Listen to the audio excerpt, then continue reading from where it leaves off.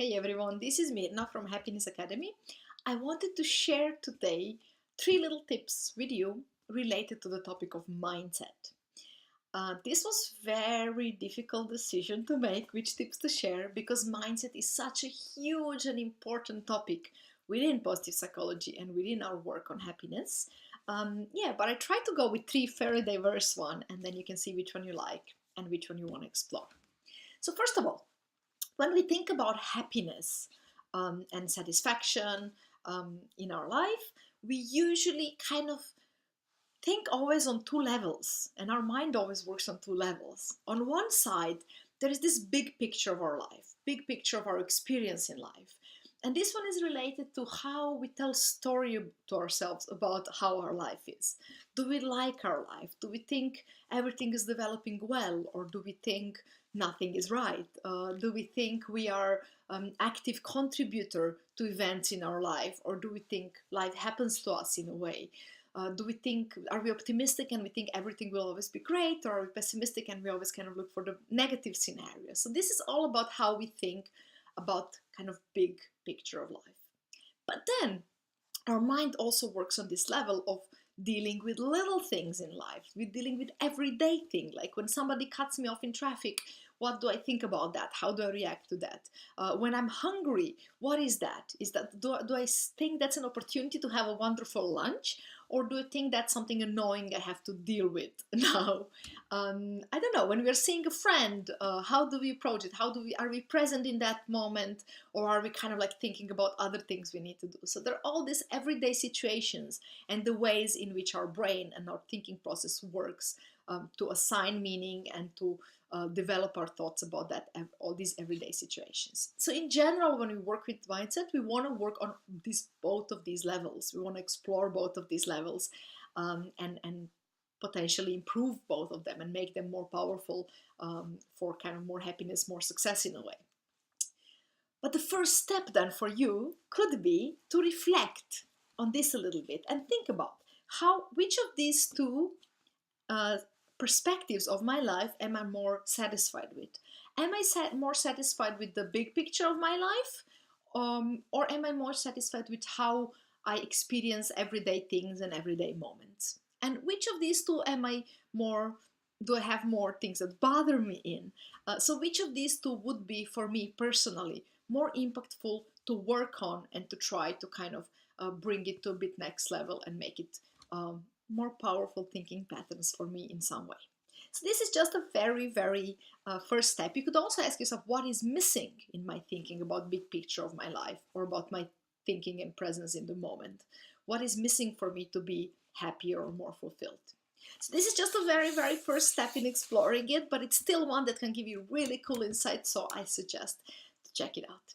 The second one is much more simple. So the second tip or the second tool is to use something that's sort of like a little hack for things.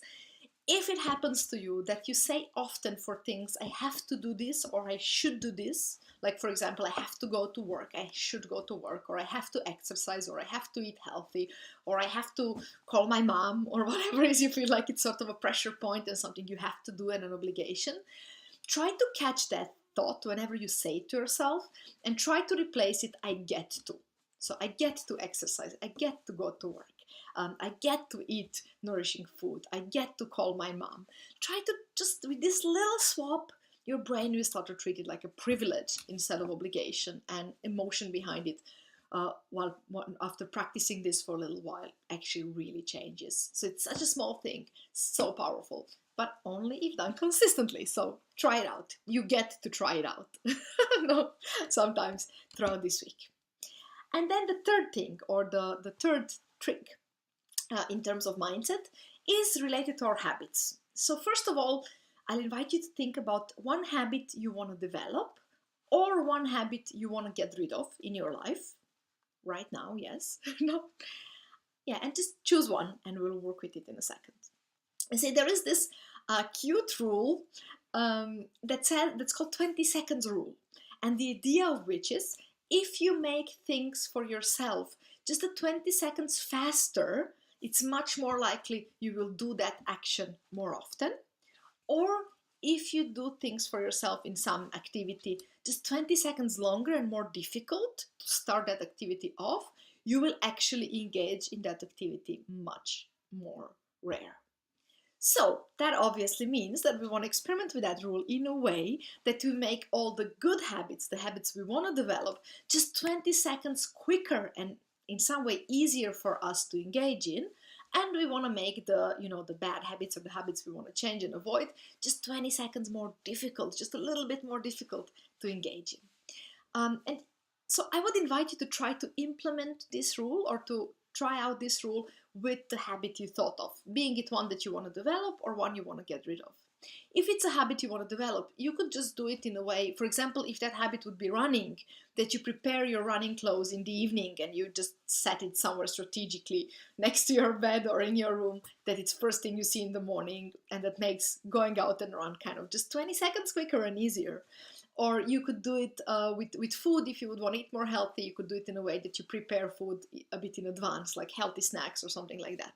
You could also do it if you want to, I don't know, read a book. You could just make it in a way that that book, that you keep it somewhere closer to you. Like if you want to journal more, you could just keep on leaving your journal on your pillow every day, and then in the evening when you would come, before you would go to sleep, you would see it there. It would actually make it a bit easier to kind of engage with it. If you would want to play with negative habits, that would just mean to build some sort of obstacle in engaging with that habits that can be very small. For example, if you want to watch TV less, it's as easy as removing batteries from your remote control or hiding the remote control somewhere far, far away, like on top of the tall wardrobe. If it's about food, then it could be, again, just like not having snacks at hand and then hopefully being too lazy to go get them from the shop. Just in some way making it more difficult. Like if you want to react to your phone less, you could just leave phone at the entrance of your apartment when you enter, and then just leave it there for several hours to make it a bit more difficult to keep on checking it all the time. I hope you got some ideas from this, but I hope even much, much, much more you will actually implement this. I hope you will reflect a bit on which perspective of your life, the big picture or everyday moments, you are more happy with. That you will also start to get to do more things instead of have to do more things, and that you will choose one habit, just one for now, which you will build up 20 seconds rule around and make it a bit easier or a bit more difficult for you. So yeah, do share your experiences if you find any of this interesting and if you gain any insights from experiment with this. But remember, the most important thing is always practice, practice, practice. Try it out. For more tips on mindset, look for us at Happiness Academy, being it on our website, on our newsletter, where we share a lot of good tips, on this YouTube channel, or maybe on one of our workshops. So see you around, have a great day, and experiment a lot. Bye!